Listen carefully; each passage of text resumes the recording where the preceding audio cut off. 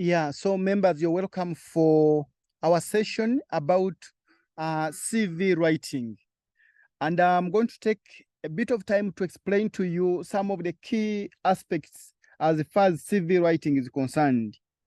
Now, one thing I want you to know is that a CV goes anywhere ahead of you.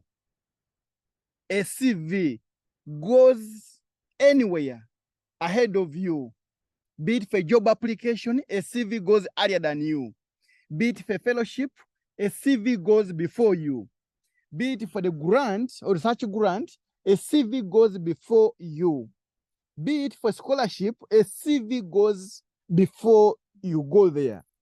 So how the CV markets you is what makes them to invite you, is what makes them to call you to escort the CV. So in other words, the CV should pave the way for you. Now, because it is the torchbearer for you, we must give it all the attention it deserves. We must tell people exactly what we have done. There is no zigzag here. So we must be very clear about the issue of the CV. So I'm going to take you some of the key aspects on writing a CV. Number one, use past tense. That I did this. I did this. I was involved in this. I was engaged in this. I am currently doing this. I did this. That is point number one. Point number two, avoid tables as much as you can in your CV. Never put tables in your CV. Never. Point number three, focus on the impact you have created, not the roles you were supposed to play in that job or in that activity. Let me repeat that. Focus on the impact you have created, not the roles or responsibilities you were supposed to be doing in that activity. If I am an accountant at Bank of Uganda for the last 5 years, in my CV, I shouldn't tell people that my roles were to do this, my roles were to do this. Instead, I should tell people that while at Bank of Uganda as an accountant, I was able to do this, I was able to do this, I was able to do the other, I was able to do the other, I was able to do the other. And in so doing, please use numbers. Numbers move the crowd. And in so doing, use percentages. That I did this, that led to an improvement from 10% to 17% within 1 year. That I did this, that led to a decline of maternal mortality from 92% to 20% within 7 years. That I was able to register smaller microfinances that catalyzed the development of Taraja district within 5 years. You must tell them that I did this, that led to this. I did this, that led to this. So having told you that, for me, those are the basics as far as a CV is concerned. The rest are the usual things that you know. So I'm just going to take you through a sample of my personal CV that I have kept improving over time. One thing I also want to emphasize is that don't make one generic CV and you keep sending it from one place to the other. What I mean is that different jobs you're applying for requires different CVs. So requires different realignments. So in other words, you will keep editing your CV and realign it to the job you're applying for or the scholarship you're applying for. And so for Drake, for Laura, I've already told them that please open different folders for different scholarships we are going to be applying for. So in each folder, we shall have different CVs. We will try to align the CV with the department or with the job we are applying for, either scholarship we are applying for. We will try as much as possible to do that realignment. We will not make it be generic. No. That is one thing I want you to know. You keep writing the CV with the job description in front of you. So let me just take you through my CV. And there are things I'm going to discourage you from putting in your CV. Number one, don't put the gender. It has nothing to do with your competence. Don't put your race, or don't put your religion. Don't put your born again. Don't put your marital status. They have nothing to do with your performance or your output. But also they lead to people being biased. There are people who don't like employing females. There are people who don't like employing Muslims. There are people who don't like employing homosexuals. So you don't want to get biased, yet you have something great to offer. Now, having said that, you begin by putting your name. If you can see my screen, you begin by putting your name and the current role you are playing, and the organization that you work for, and the email address, and the telephone number. That should form the first bit of your write-up. So you may try to be as concise as you can.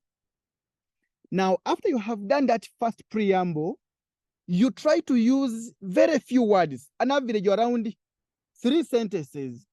Tell people who you are. Who are you? Who is Drake? Drake is a pharmacist with training in this, with a passion in this. Jackie is an economist working with so and so, and has expertise in this and the other. So you need to be very clear. Who is that? Who is Derek? Now, don't take a lot of time. I am passionate about the other. For me, actually, you see, I'm a prayer warrior. You don't want to go into that in that first set. In other words, you try to make your CV that by the time somebody reads only 1 page, they should be able to pick the phone call to call you. Most bosses are very busy. They don't have time to read 10 pages of your CV, but they will read one first page. So the front page should be able to speak about who you are and why they shouldn't miss you. Now, after giving 3 sentences of who you are, you try to give the outstanding contributions. What are those outstanding contributions? And I told you, you use past tense. Now you can see attracted research funding worth this. Coordinated a 4 days mathematical modeling training at this. Worked with 2 districts in Uganda surveillance focal person since this to this. Created knowledge through research and scientific conferences where I've published ABCD. I've supervised and mentored this and this and this and the other. I have organized 37 career mentorship sessions, which has helped to mentor this number of students pursuing their careers. I have undertook, so you try to be concise in this first bit of the outstanding contributions. Get around 6 or 5 bullets there, or 7 bullets there. Get the big ones. Now, for me, because this CV was for research, so I was even able to put the research interest. What are my research interests? Now, after doing that, you now go step by step. You now go step by step, and you begin giving the details now. So when you're giving the details, you begin with your career in terms of work experience. So you try to give the current role you are doing, the name of the organization, and when you began working there. Let me repeat that. You begin with the career. In other words, you begin with work experience. And you begin with the most current work you're doing. So you begin by telling them the role you're playing, the name of the organization you're working for, the period when you join them. And under there, begin telling people what you have been doing from time to time. But try as much as possible to say, I did this, which led to this. I did this, which led to this. So that is a career. Sorry about this.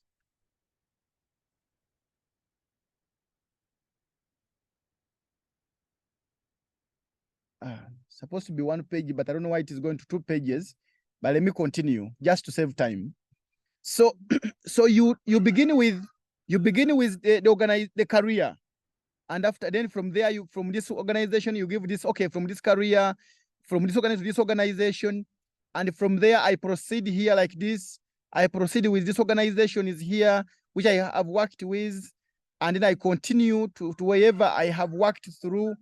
But if you can try to see, let me just give an example of this, these bullets here.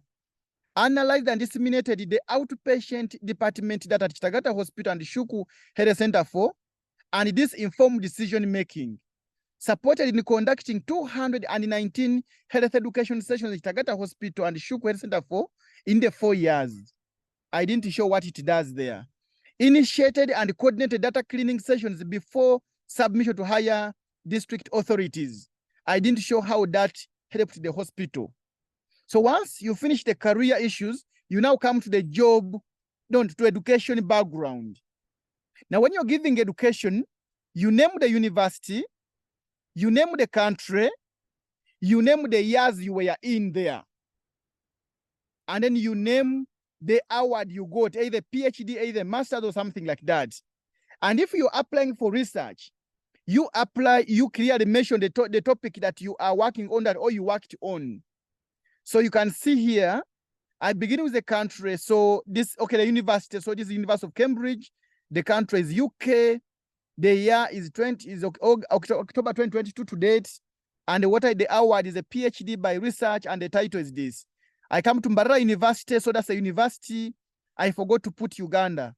I'm supposed to put the word Uganda here. Uganda. I put the years which I was there. I put the award which I got from there. I put the title which I worked through. Then from there I come to Makerere University. I forgot to put the word Uganda as well. So Makerere University, Uganda, you put the years which you were there, which award you got, which title you worked on. And so I went on like that.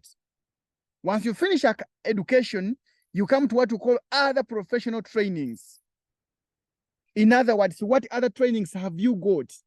You can see I've got certificate in artificial intelligence and statistical modeling, certificate in implementation science from University of Washington, certificate in mathematical modeling from University of Nairobi, certificate in good clinical practice in Mbarara University, and that story goes on and goes on. From there, you try to give the awards and the honors. If you don't have, it is okay. But for example, if you were once a class monitor and you were recognized for that, please write it. If at one time you were the organizer for the conference and you were given a certificate of appreciation, please put it there. But with time, once you get more bigger wins, you keep removing some of the smaller things. After that, you put what we call professional affiliations. Most of the accountants, that's very important for the accountants. Are you part of SCCA? Are you part of the CPA in Uganda? For example, for my brother, the pharmacist, are you part of the Pharmacist Society of Uganda? That information is very, very important. Now, for me, because this was a research CV, I was able to talk about the students whom I've supervised or mentored, because it was a research thing. So I wanted to show that actually I know how to mentor, or I know how to do research. So you can see the first student here is Lunyolo, and then she's doing a bachelor's at Makerere and the project she's working on. And then I give the student here, and then I give the student, so I try to give the students whom I've supervised over time. Now for you who, if you're not in research, you can jump this one here, but because for me, like I told you, it was research CV, I try to show them that I am a reviewer and I'm an editor in journals. And so from there, most of those who are planning to apply in the UK and the US, try as much as possible to show community service. Let me just highlight this. Those who are planning to apply in the US and the UK, make sure, I emphasize, please make sure you talk about the community service. US is very interested in somebody who is working on community service. What have you done for others? How have you supported other people? And then from there, you give references. Now, for me, this is CV, they wanted me to mention the references. But for you in your CV, you say they are available on request. Unless in the job advert or in the scholarship, they said provide 2 or 3 referees who know your work. So if they say so, please, you have nothing to do, you put. But if they don't, please, even you don't put their people's details there. And for, like I told you, mine was a research application. So I was able to give the publications that I have worked on so far. And then I was able to sign it down, and I was able to give the date when I worked on it. Now, this is a small sample of my CV that I felt I could emphasize some insights to you as much as I can. So may I hear from you as far as this CV session is and how the outlook is? What are your insights and what are your comments on what I've just shared as far as this CV is concerned?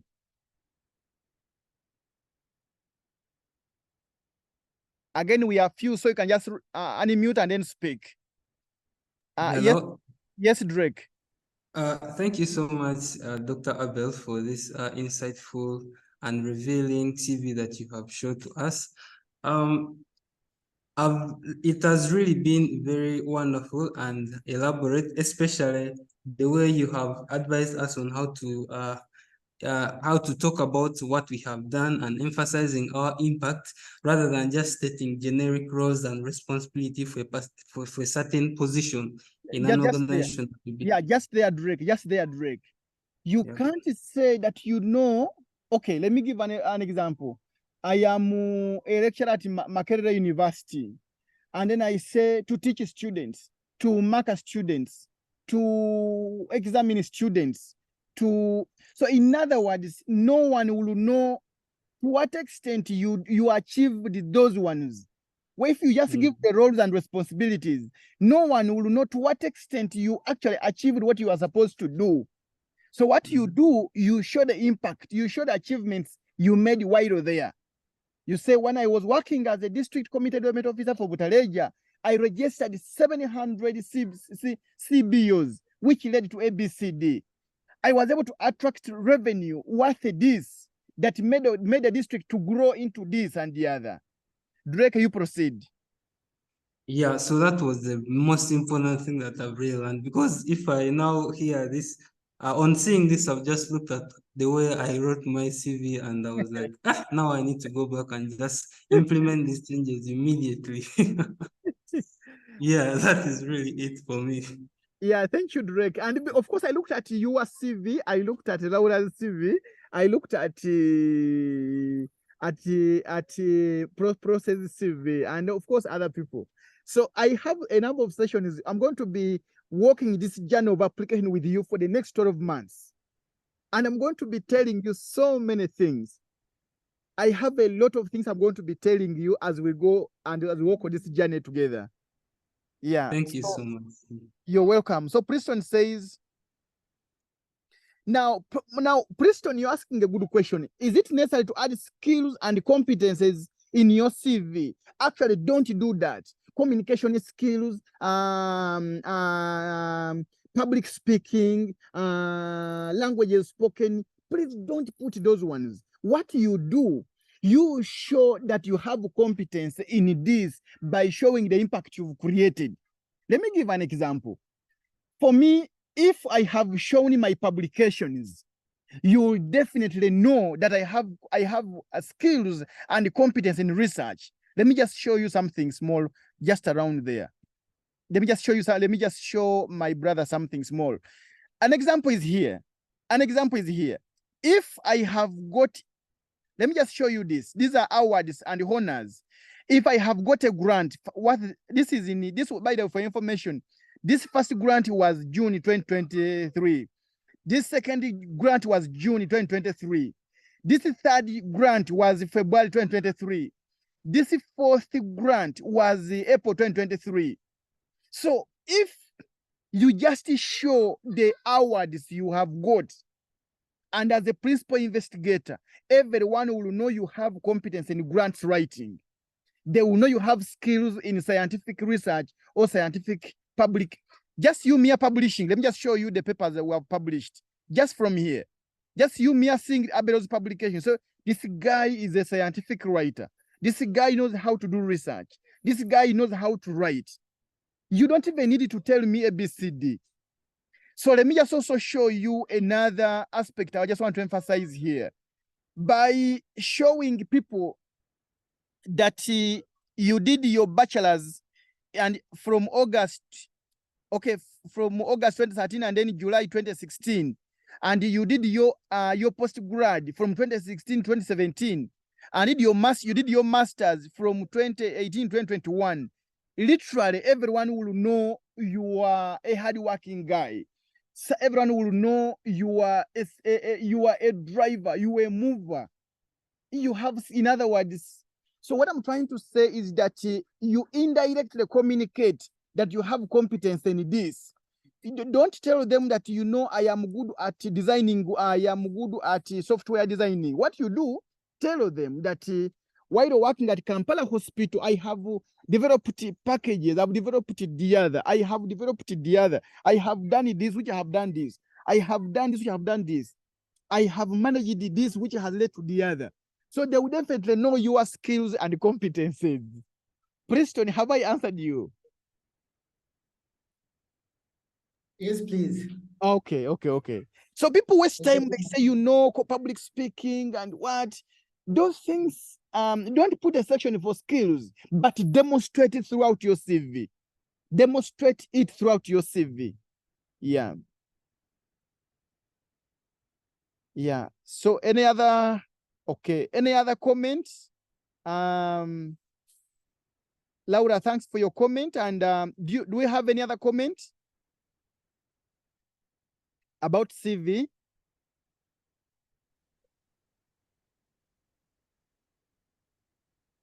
Kasim, I want to hear from you. I don't know whether Kasim is there. Kasim, do you have any comment on the CV? Yes. Abel. Yes, sir. Yes, Tim. Yes. Thank you once again so much. In addition to all what my colleagues have observed, you know, previously I have been thinking that tables make a CV very summarized. It is actually today, you could surprisingly, for the time I have been writing CVs, it is today that I am learning that tables no longer summarize. Yeah. Would be nice to see me. Actually, for me, that is a quick take home. Thank you. You're welcome. Thank you. Okay, that's great. And so let's stop here as far as CV writing is concerned.